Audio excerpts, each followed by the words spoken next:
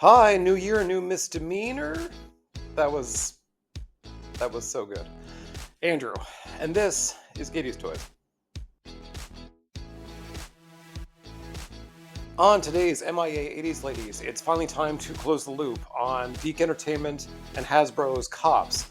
We did a video last year with Mainframe and Mirage, and now it's finally time to tackle their nemesis, Nightshade and Miss Demeanor from the C.R.O.O.K.s.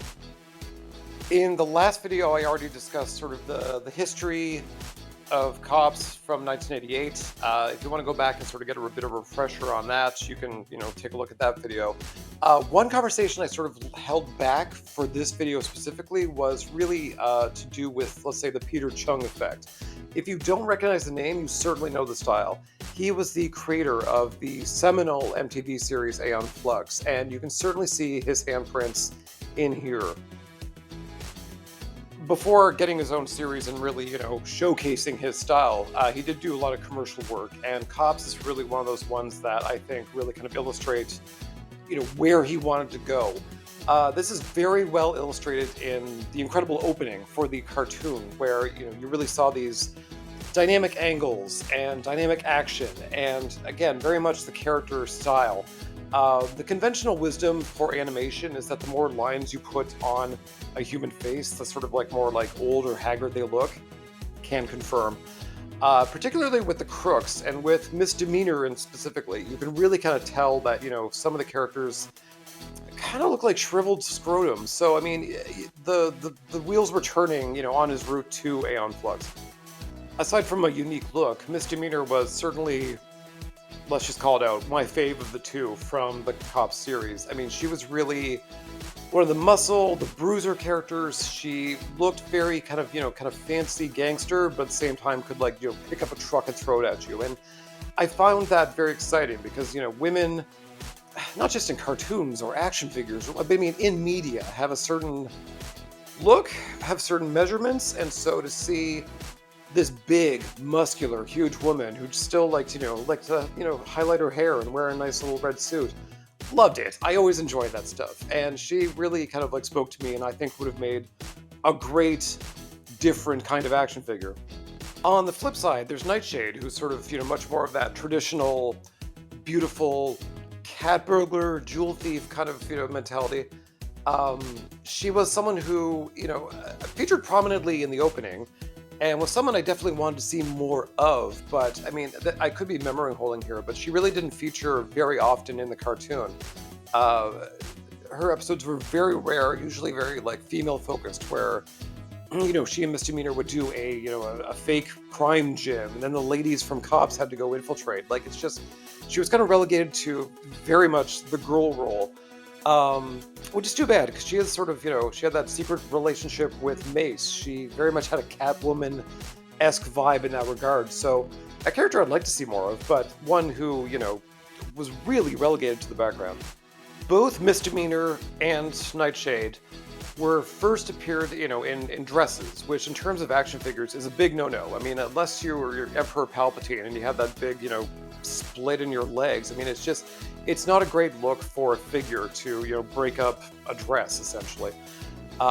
As such, both of them had, say, let's call it the Mara effect from New Adventures of He-Man, where they start with one look and they evolve into something more toyetic later on.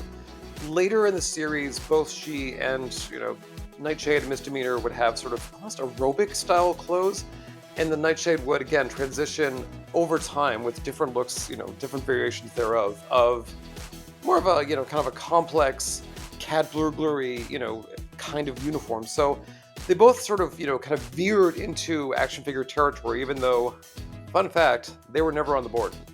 Since the last video, I had a little conversation with Augie over at Toy Migos, who, link in description below. He had a conversation with Bart Sears, who was the designer, at least initially, of C.O.P.S. And, again, this is 1988, so this was during that period, let's say between 1987 and 88 until 1993, when Hasbro didn't produce a single female action figure. So it was never really on the table. I mean, he confided in Augie that, the conversation had happened very briefly that maybe they would do a female figure, and, he recollected it would have been Mainframe, but fact of the matter is, these people were, never going to be in figure form. This is sort of even more confirmed when you look at sort of the media outside of the cartoon. I mean, these characters were created for the cartoon specifically. They were never in the Bible, of the toy line. Early comic book appearances, their names were mixed up. They had different looks. They never appeared in actual storybooks. They were just sort of, a cartoon invention, really to sort of, hook girl viewers. And, I don't know if that worked or not, but that's sort of the conventional wisdom of the time.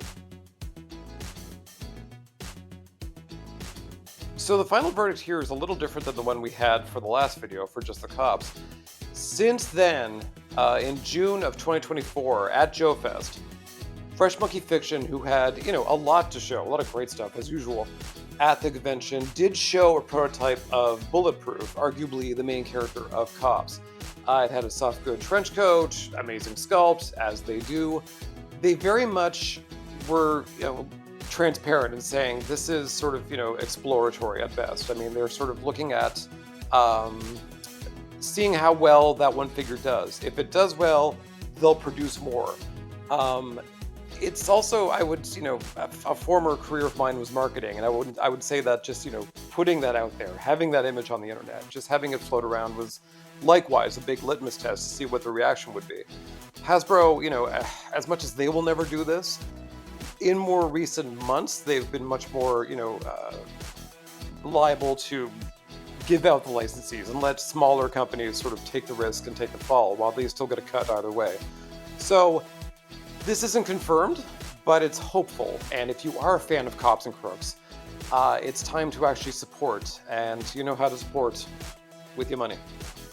If this does go through, I'm going to be playing favorites here, of course. I mean, I would love to see Mainframe, who was sort of, let's say, name-dropped originally, as well as Miss Demeanor, who's sort of the big Truckosaurus. I mean, I know from Toy Connection's video on the history of C.O.P.S that, some of y'all are thirsting after Nightshade, and I don't know why I'm surprised, but I get it. I get it. She's hot, but I mean, in terms of a fun action figure, I would rather someone who could pick up a car and throw it at you. That's just me. And that's it for Nightshade, for Miss Demeanor, for Cops and Crooks generally. Thank you for watching. Thank you for commenting, liking, subscribing, all those YouTube-y things. And I will see you next time on MIA 80s Ladies.